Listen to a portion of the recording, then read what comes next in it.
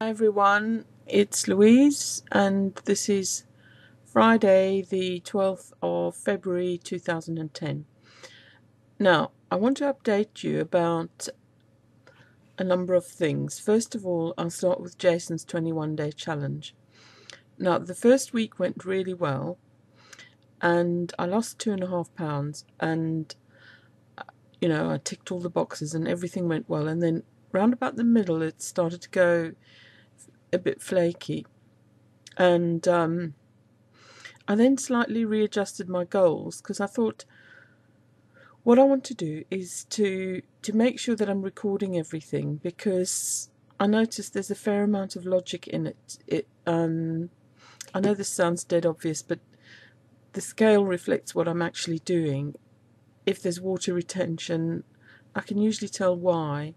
If it goes up, if I overeat, then the scale goes up, and the new scale, the digital scale, is quite accurate. And the first week I noticed it went down about 0.2 of a kilogram every day, and it's clear that if I follow my eating plan well, then it will go down.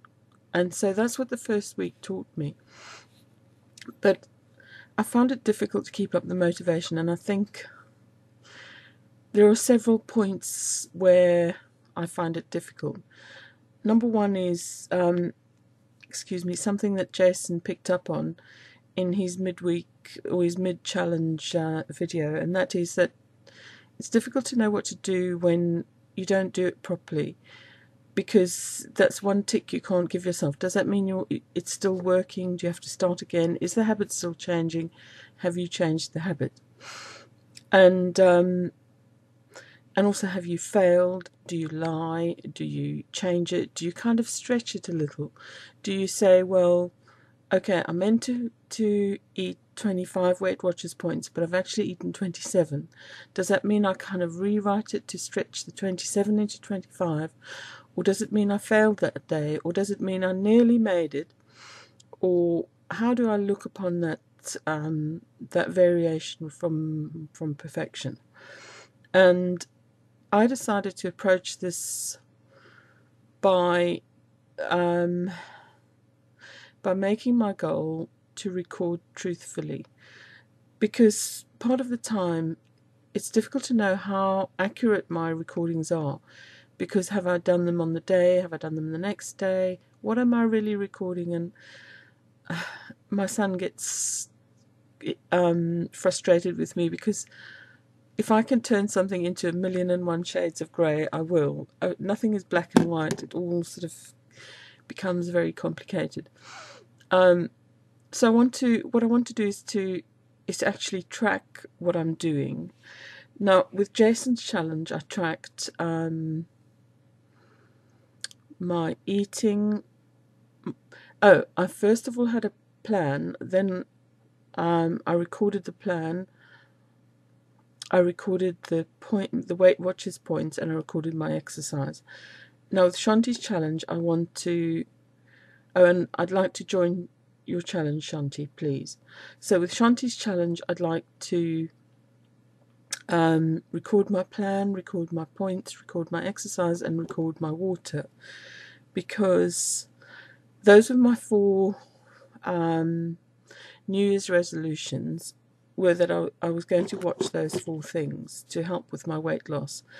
And at the moment, I want to concentrate on my recording and my, work out where I'm going to record them, how I'm going to record them, and when, and all the little ins and outs of that. And if I want to get my shades of grey, I can record it differently, and the next time I can refine on it and all that sort of stuff.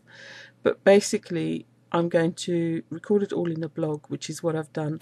I have recorded it up to some level of recording for the 21 days of Jason's challenge, but some of my recordings went a bit wrong, and one of the reasons for that was that I went away for a few days. It isn't too bad. I think it's workable, because I recorded a lot of it in the margins of my notes from the conference, and I think the fact that I was recording it helped me quite a lot, because I thought about what I was going to eat. I thought about the conference I went to. There was a big dinner, and then there was some other meals. So I thought about what I was going to have for each meal, and actually I find eating out is not too bad because I'm not standing there cooking the meal, nibbling away at all the ingredients all the time, and it gives me a bit of luxury to have someone else cooking for me. But when I came back from that, I had some more functions, and the conference function was good because there was a lot of choice in the food, and it was very, very good food. And but with some of my other functions, they tend to come with sandwich meals, so I need to work out how to deal with sandwiches. The one thing I went to, the Kickstart training, the lady who looked after the sandwiches is actually a Weight Watchers lecturer, so I could say to her, Susan, which are the low-calorie sandwiches? And she reeled them off. She said, oh, well, you're best with the prawns, but the tuna is quite good. And so I ate the tuna because I didn't fancy the prawns. So there must be some kind of philosophy of sandwiches, a grand philosophy of sandwiches, whereby there is a method of coping with sandwiches, but I haven't really found it very well. And what I find is after 2 or 3 days of sandwiches, it just goes very fuzzy, and I just eat a certain number of sandwiches, and they all seem to be made out of cardboard. So I need to work out how to deal with sandwiches. I mean, I have a little bit of philosophy, sandwich philosophy, and that includes eating the garnish, all the salad garnish. One philosophy is do not eat any more than 2 small wedges of sandwich. Number 3 is do not eat the sandwiches. However, because I'm quite